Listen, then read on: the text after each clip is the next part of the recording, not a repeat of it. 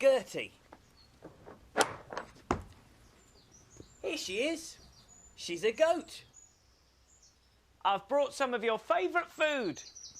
Now, it's here somewhere.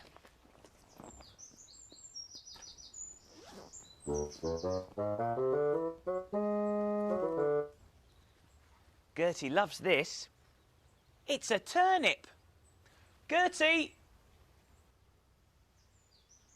Gertie?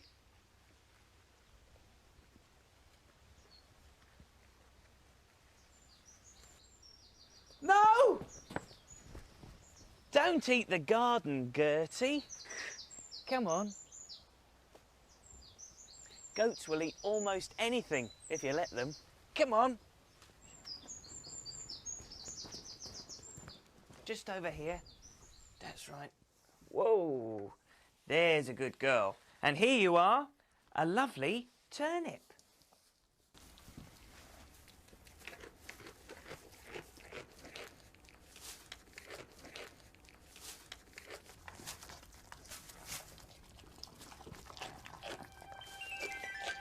Listen. It's the house. There must be a story to tell.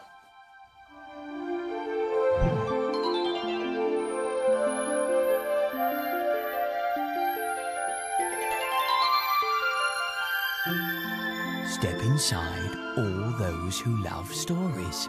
Look and listen.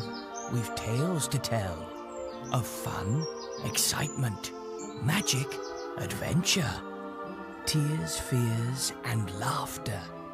Surprises as well. Step inside. Hello? Mr. Mopple, come in, come in! Bong! Oops, sorry, I didn't mean to bong. That's okay, Chloe. You can chime whenever you want to. It's quite a nice sound. Oh, thank you, dear. Mr. Mopple, we saw you outside with Gertie the goat, and it reminded Boris of a story. Did it, Boris? Which one is it then? Oh, well, it's here somewhere, Mr. Mopple. It'll just take me a moment to find it. Oh yes, I found it. Now stand back, Mr. Mopple.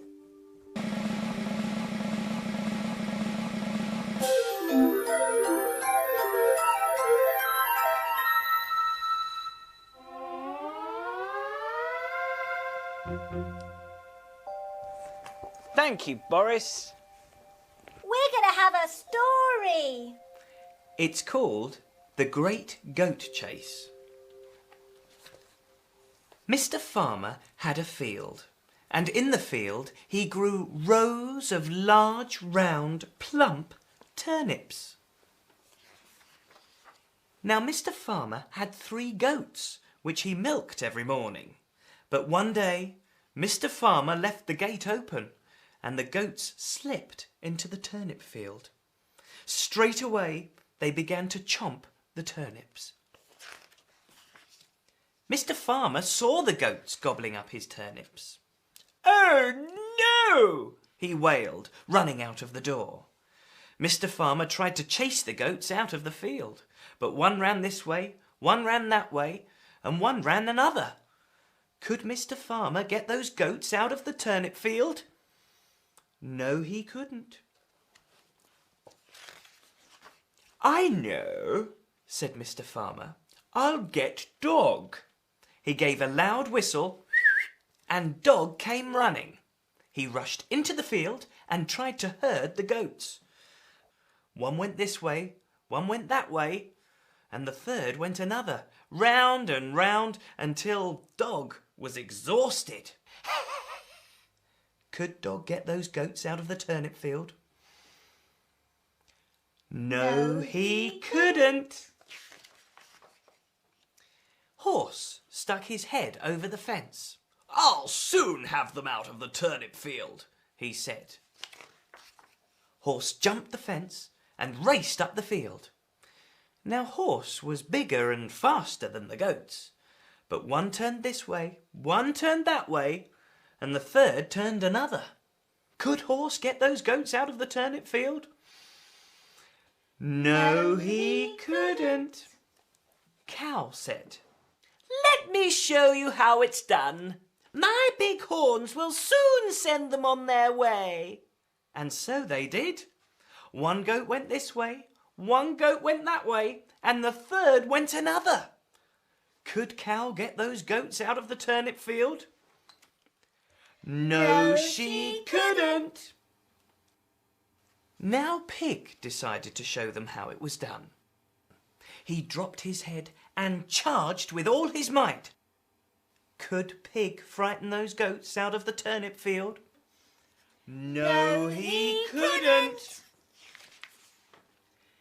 Just then, little Busy Bee came buzzing by. "I'll get those goats out of the turnip field," she said. "You?" they exclaimed. "You, a teeny weeny, tiny whiny, totty watty, wee bee?" "Yes, me," she said. Mr. Farmer, Dog, Horse, Cow and Pig began laughing and laughing. Why were they laughing? Well, they thought it was funny that the little bee should think she could do something that they couldn't do. Because she was so small? Yes. Oh.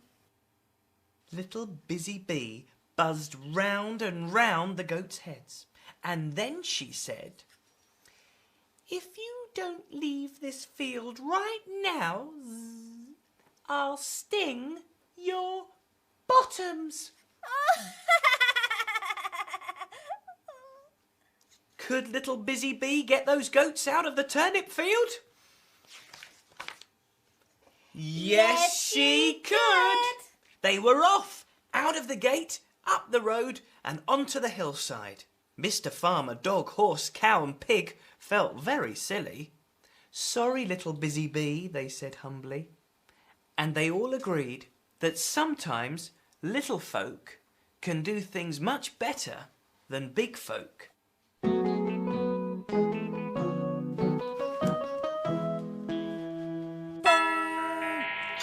to go. Time to go. Now take care of the book, Boris. Oh, yes, Mr. Mopple. I look after all the books. Goodbye, everyone. Goodbye, Mr. Mopple. Thank you for reading the story. Goodbye, Mr. Mopple.